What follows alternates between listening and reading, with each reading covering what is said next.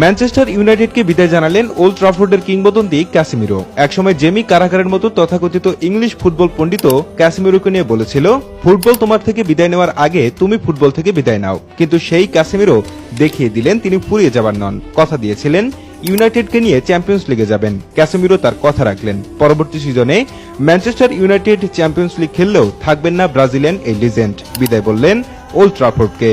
2022-এ যখন রিয়াল মাদ্রিদের হয়ে ভালো একটা সিজন কাটিয়ে এবং ক্যারিয়ারের পঞ্চম চ্যাম্পিয়ন্স লিগ সহ বেশ কয়েকটা শিরোপা জিতে ক্যাসিমিরো হুট করেই জানিয়েছিলেন তিনি ক্লাব ছাড়ছেন, তখন তার আকস্মিক এই বিদায়ের সংবাদে মাদ্রিদ পাড়ায় বিরাজ করছিল থমথমে অবস্থা।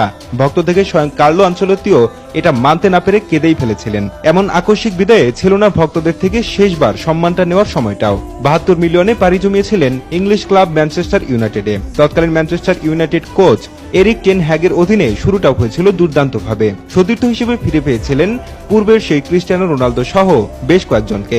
অভিষেক সিজনেই দুর্দান্ত সব গোল, ক্লিন ট্যাকেল, ইন্টারসেপ্ট, ক্লিয়ারেন্স সহ দুর্দান্ত একটা স্ট্যাটাস দাঁড় করিয়েছিলেন প্রিমিয়ার লিগ সহ ডোমেস্টিক টুর্নামেন্টে। তবে দ্বিতীয় সিজনের শেষটা যেন একেবারেই খারাপ গিয়েছিল ক্যাসিমিরোর। লম্বা ইনজুরিতে পড়ে ফিজিক্যালিটির অবস্থা নাজেহাল বানিয়েছিলেন। দৌড়াতে গেলেই লাফিয়ে উঠতে দেখা যেত ক্যাসিমিরোকে।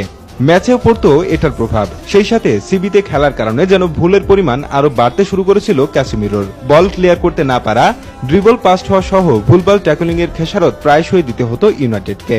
ভক্ত সমর্থক থেকে শুরু করে ইংলিশ ফুটবল যোদ্ধারাও সমালোচনা করায় ভুল করতেন না।